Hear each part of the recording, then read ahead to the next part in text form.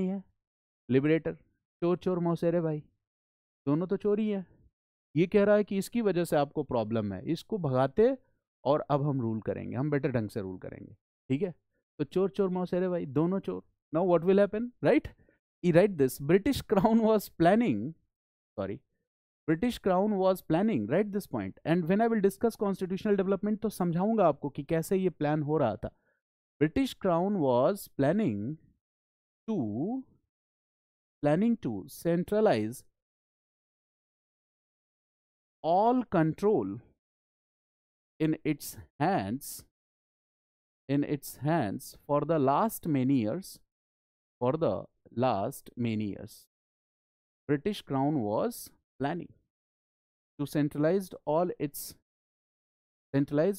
control of EIC, all control of EIC in its own hands for the last many years. पिछले कई सालों से कोशिश चल रही थी कैसे EIC का पत्ता साफ किया जाए, and now this was the right time and opportunity. Now this was the right time and opportunity. ठीक है, क्राउन को बहुत लंबे समय से लग रहा था अपना टाइम आएगा, और टाइम आ गया। तो टाइम आ गया तो what crown will announce, crown will say that EIC ने क्या किया है, injustices with Indian people, and Crown cannot tolerate this. EIC has created a lot of troubles for Indian people. We cannot tolerate this.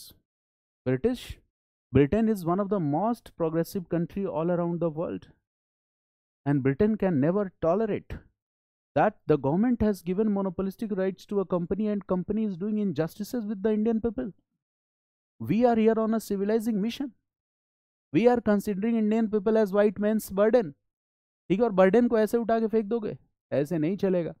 EIC's rule is ended, and now EIC's rule is ended, and Crown will say that now British Crown, okay, will rule India.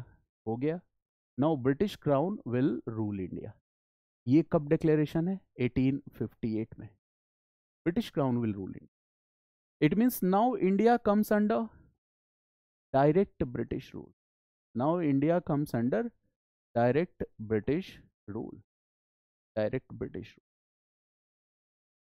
अब आप एक बात बताओ, इस announcement से क्या east India company का administrative structure बदल जाएगा? नहीं। हमारे यहाँ क्या होता है, सरकारें बदलती रहती है, दूसरी सरकार आती है तो पहली वाली स्कीम